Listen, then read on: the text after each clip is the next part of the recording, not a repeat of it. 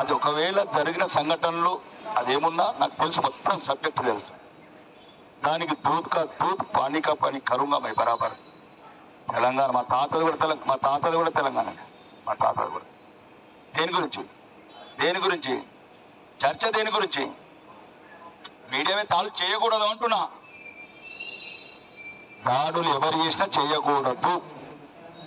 ఎవరు చేసినో ఎందుకు చేసినో మహా న్యూస్ కావచ్చు, రాజ్ న్యూస్ కావచ్చు, టీ న్యూస్ కావచ్చు, 11 సంవత్సరాలలో ఏమేమి దాడులు చేసినారు, ట్యాంక్ బండ్ మీద ఆడబిడ్డలు ఎట్లా పత్రులు తట్టుకుంటున్నారు చెప్తా. ఎవరు కొట్టారో గత ప్రభుత్వంలో మా బిడ్డలని, మా తెలంగాణ బిడ్డలని ఎట్లా కొట్టారు గత ప్రభుత్వంలో అర్ధరాత్రి ఒక తీవ్రవాది ఉగ్రవాది లాగా కోదండరాం సార్ని ఎట్లా అరెస్ట్ చేసినారు తెలంగాణలో.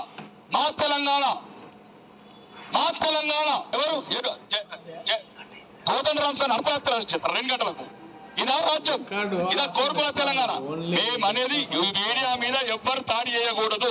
ఏదైనా ఉంటే ఒకవేళ ఏదైనా ఉంటే ఒక మేధావి వర్గాన్ని కూర్చుండబెట్టండి, ఒక నిపుణులను కూర్చుండబెట్టండి, చాలా ఓదర్లను కూర్చుండబెట్టండి. తప్పేముందండి?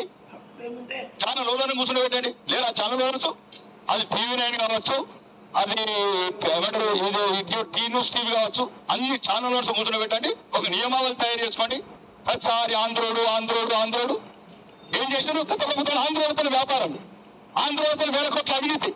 నేనున్నాను కోకాపేట, ఎన్ని 1000 కోట్ల అవినీతి జరిగిందో. అట్లా నేను అర్థం. నేనేమంటున్నానంటే మన తెలంగాణ మా తాత తెలంగాణ అంటున్నా. అట్లా కాదండి. నేనేమన్నా అంటే నేను అదే చెప్తున్నాను. మీరు ఎటో వెళ్తున్నారు అవసరం లేదు. ఓన్లీ ఛానల్ వరకే అంటున్నాం.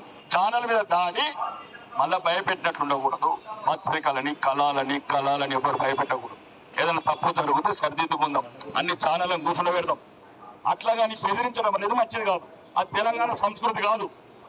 నేనేమంటానంటే మోడీ కానీ ఎవరు మళ్ళీ మోడీ అంటే ఏంటండి, ఎవరికి సంస్కృతి మంచి తెలంగాణ సంస్కృతి మీరు అన్నారు చూడు, ప్రేమ గల సంస్కృతి.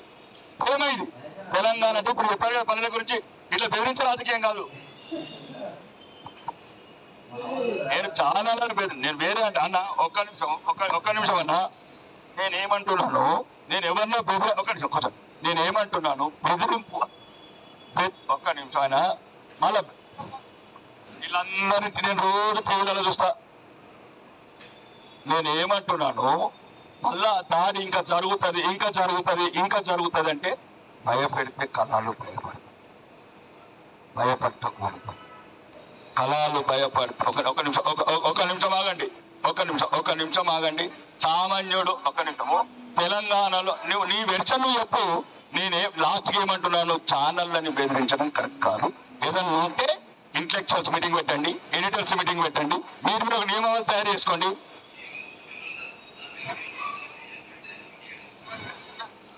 ఒకటి దాని గురించి ఒక్క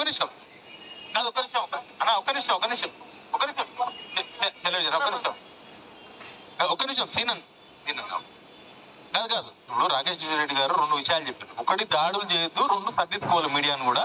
రైట్ యోగి గారు, మీరు జర్నలిస్ట్ యోగి గారు మాట్లాడతారు.